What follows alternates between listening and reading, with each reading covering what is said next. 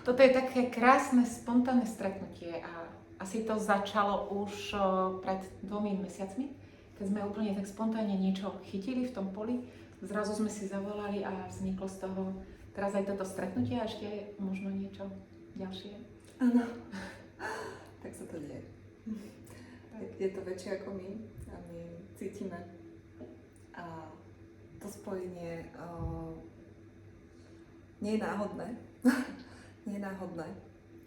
Energia, intuícia, výživa, duša, vedomie.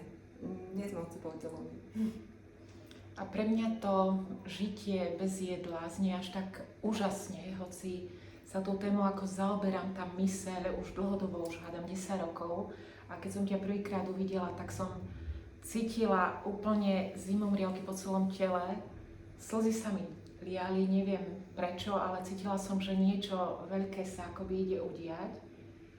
A tiež tým, že robím také podobné veci, že vidieť bez očí, sú to všetko nejaké také naše potenciály, také tie schopnosti, ktoré my ako človek prirodzene máme, ale nie sú aktívne. A presne teraz cítim, že je tá doba, kedy sa ten náš hlboký potenciál má rozopnúť, zaktivovať a nie preto, aby sme tu ohúrovali, ale presne preto, že je to ako keby taká možno čerešnička na torte alebo vedľajší produkt toho rozpoznávania seba, tej svojej esencie. A ty si mi pred chvíľočkou v kaviarni hovorila o tom, že ako si to prechádzala tým procesom a môžeš povedať niečo ľuďom. Je to rozpomenutie sa. Je to spomienka na to, že vieš. A toto sa v ľuďoch deje. Nie je to vec, ktorá sa dá naučiť.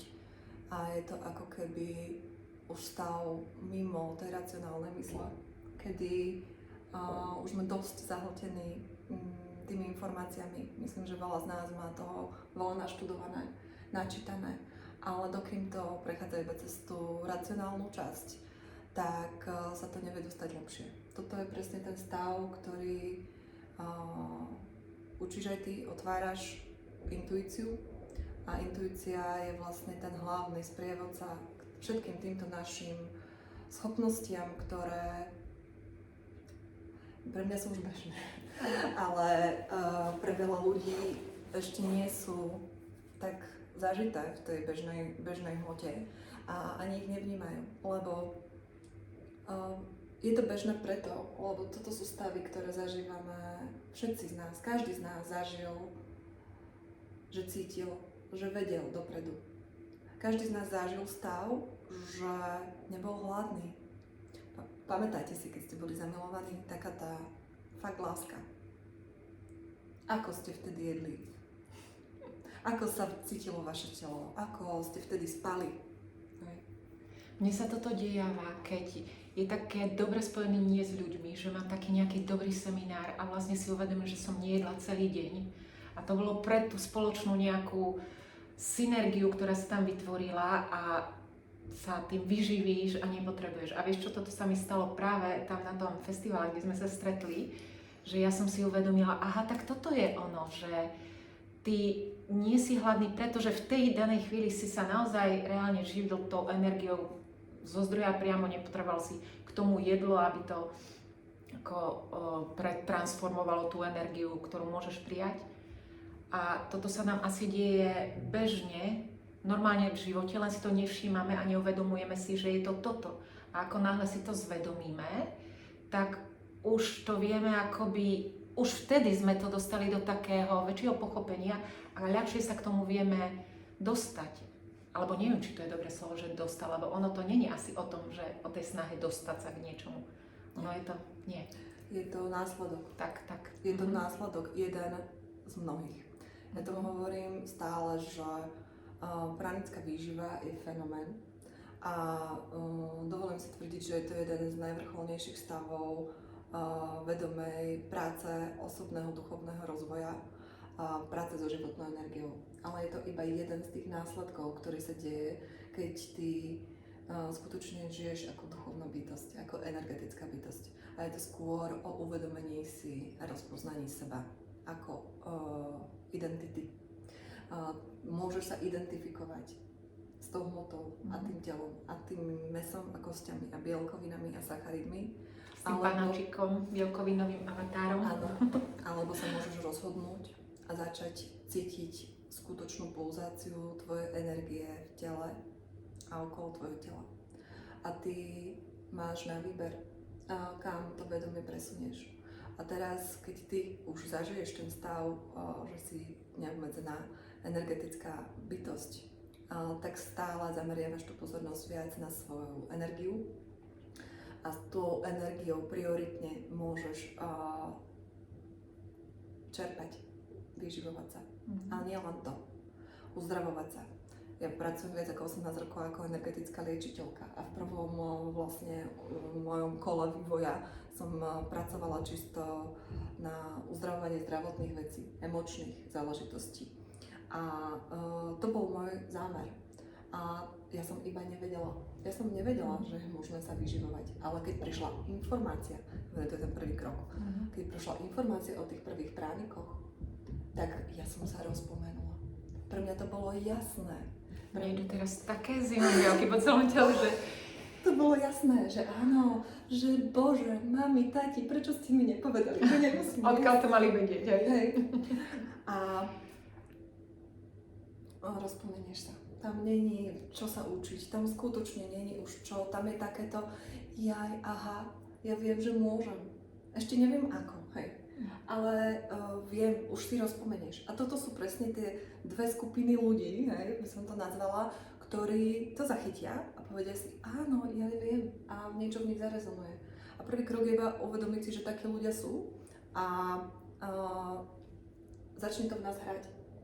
Takí ľudia existujú, čo dokážu sa týždne, mesiace, roky, možno celoživotne udržovať na takej energii, na takej vlne, na takej frekvencii, že sa dokážu vyživovať aj inými spôsobmi, aby telo bolo zdravé, vitálne a fungovali.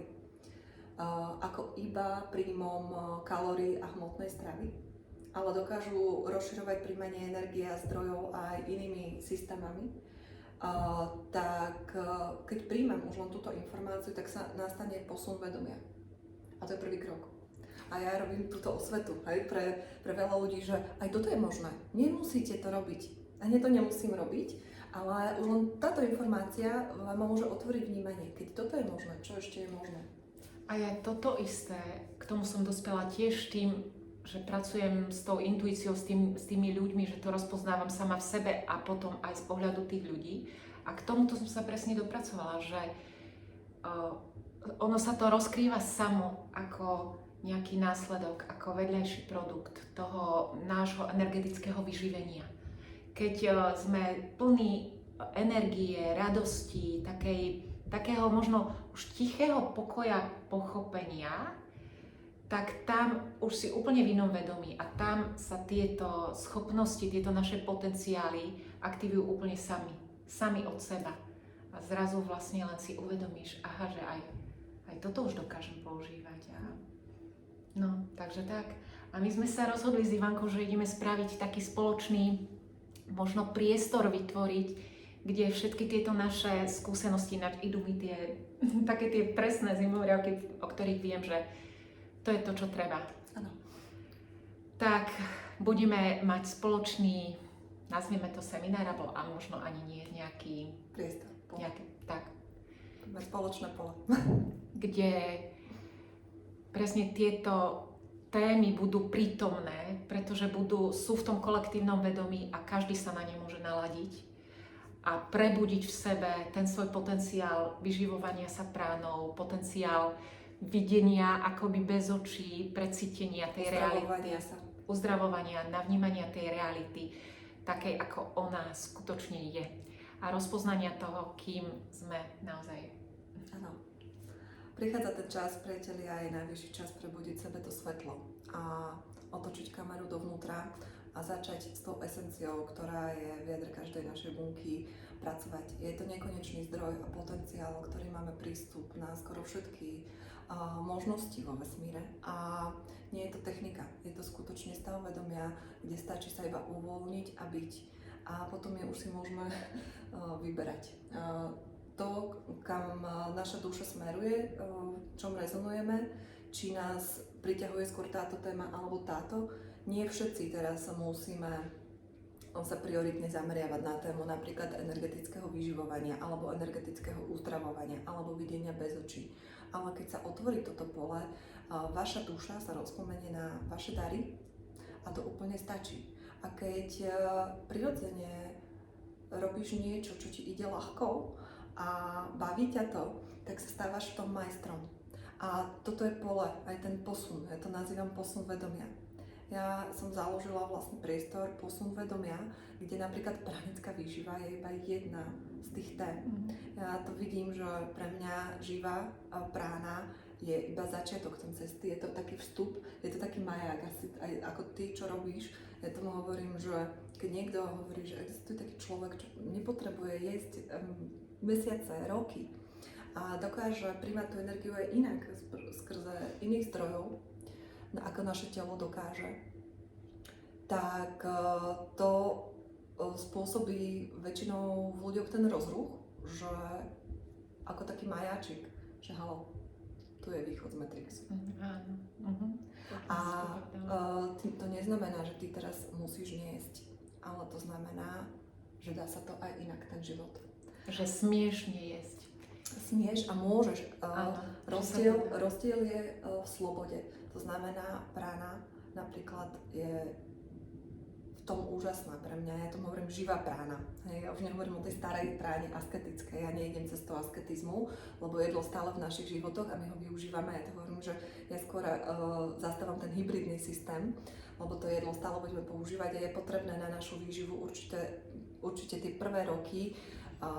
Nie je treba robiť žiadne radikálne askézy, ale postupne nahrádzať jednu energiu druhou, že je to možné. A v týchto stavoch jednoducho, keď nie som hladná, nie je na silu. Keď nie som hladná, nepotrebuješ. A dostávať sa do tých stavov prirodzene, láskyplne a radostne čo najviac a bez toho strachu, že musím ísť o 12. na obed. To je všetko. Ja iba túto osvetu robím a potom sa môže človek rozhodnúť, ako s tou energiou, ktorú má nielen na výživu, môže ďalej pracovať, môže tvoriť projekty, môže uzdravovať svoje telo, môže sa hrať s ďalšími technikami, videnia bez očí, levitácia, jemnozmyslové vnímanie a ďalej ideme, hej, proste bilokácia. A mňa úplne fascinuje na tom, že ako sme sa dopracovali tým svojim poznaním a svojimi skúsenosťami, pátraním alebo objavovaním, to je asi lepšie slovo, k tomu istému, k tej ľahkosti. Vieš, tá radosť, že my môžeme ako slobodné bytosti žiť v radosti, v ľahkosti a ono sa to potom tvorí samé a nemusíme sa k ničomu ťažko prepracovávať, k čomu sme boli vlastne vychovávaní, školení, že všetko si musíš zaslúžiť. Hej, že to bola taká pomílená hra. A teraz sme tu práve na to, aby sme si v sebe rozpoznali, že my môžeme žiť v tej radosti a v tej ľahkosti. A takto by ten život asi mal aj vyzerať, lebo duša si to takto prišla v skutočnosti užiť a tvoriť s tým. Užiť a tvoriť tak. A rozširovať sa, áno, a posúvať sa.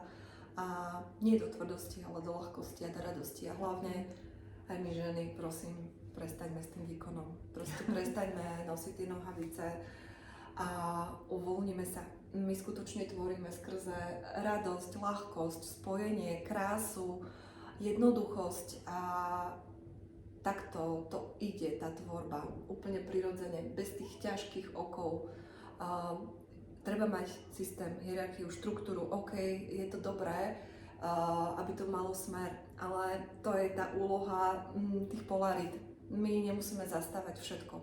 A keď sa napojíme na tento flow, že to jednoducho budeme cítiť, tak vtedy vieme tvoriť.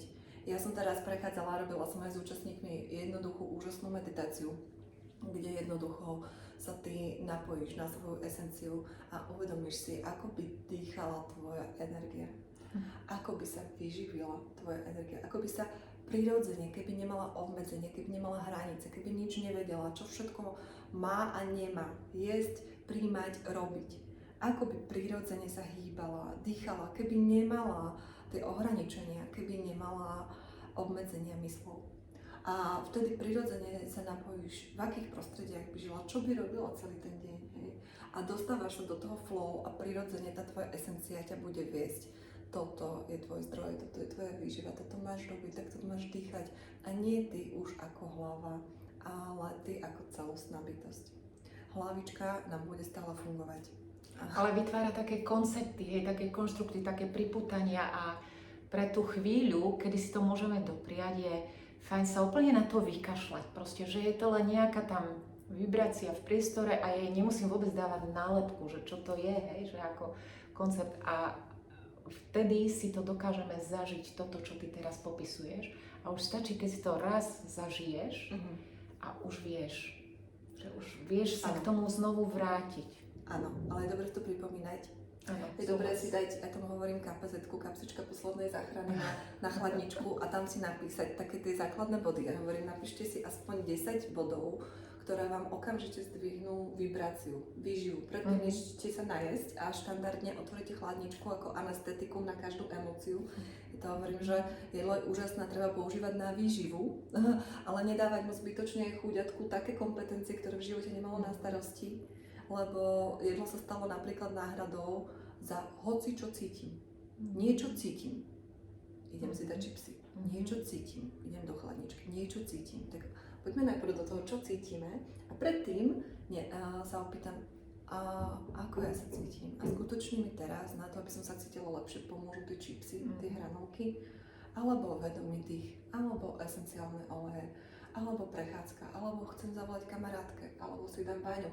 A to si napíšte na tú chladničku a vždycky si dajte menu, a možno aj iný výber. To je taká prvá vec. A druhá vec, viem presne o čom hovoríš. Aj mne sa to samozrejme často stáva. Každý prechádza rôznymi úrovňami vedomia počas dňa. Hej, nám ide o tú štandardnú priemernú hodnotu, to je to štandardná úroveň vedomia. Každý počas dňa emočne hore dole padá, prostredie a tak ďalej, ale ide o to, ako sa dokážeš ty zastabilizovať, je treba sa ladiť. Mne veľmi dobre pomôže, sú to jednoduché veci. Keď vidím, že tá myseľ jednoducho z vás naberá ten diktátorský, hej, proste bičík mód, že jednoducho ťa drží v tých obmedzeniach a musíš a ideš a toto a nepustí ťa v podstate do otvorenia sa, keď ty už vieš, že potrebuješ oddych. Hej. Jednoduchý tip pre tých ľudí, ktorí sú vnímaví, čo pozerajú toto video, uvedomíme si, že nie sme iba toto telo, ale máme biopol, aura, vieme všetci. Priatelia, máme slobodu a máme slobodu aj v tom, hoci kedy v rámci nášho biopola bezpečne, v rámci našich hraníc výjsť z našej hlavy. Je to veľmi jednoduchý tip, keď nás ovládne myseľ, keď nás ovládnu programy, a ja tomu hovorím miešačky myšlienok, v určitých prostrediach sú koncepty, ktoré ani nemusia byť naše, podľa ktorých ideme, ale naša sila je stále napojiť sa na najvyššiu časť, na tú našu esenciu, na tú najmudrejšiu alebo náš budúci potenciál, na chvíľočku výjsť 10 cm nad hlavu, vedľa hlavy, výjsť z myšlienok a uvoľniť sa. A teraz, OK, ako by som to ja teraz skutočne celostne potrebovala, celá ako ja bytosť. A zrazu myšlienky odídu. Tie všetky obmedzenia, hej. Ja to hovorím preto, lebo veľa z nás fakt žijeme ako v takom lieviku, niekedy nevieme z toho výjsť. A toto je taký veľmi rýchly tip, kedy ty môžeš tú bublinu, ktorá ťa ako keby objíma, puknúť. Ty ju vieš puknúť. My máme tú slobodu s tým vedomím sa posúvať. Potom sa opäť vrátiš do tela. Hej? Ja nie som typ, ja nevychádzam z tela nejakým spôsobom často alebo do iných dimenzií. Ja som práve zastanca toho byť ukotvená, ale ja viem, ako nás dokáže tá hmota drtiť a iba keď vystúpiš vedomím na sekundu, tak sa ti rozplynú tie všetky ilúzie, ktoré sú pre teba ťažké, ktoré ťa držia v nezdravých návykoch, ktoré nie sú tvoje často. Takže toto je iba taký jeden rýchly tip. To je veľmi dobrý tip a na to ešte treba, ešte pred tým, ako to urobíš, si spomenúť, že to treba urobiť, hej? Byť v deli. A papieriky, no, super. Však to je zaujímavé, tieto témy. Tak ja si myslím, že proste pozývame vás, príďte do toho priestoru a budeme sa veľmi tešiť, keď bude to krásne. Už teraz sa veľmi teším. Ďakujem. Ja ďakujem tiež. Ďakujeme vám. Spojenia krásne, ktoré nevymyslíš. Veru.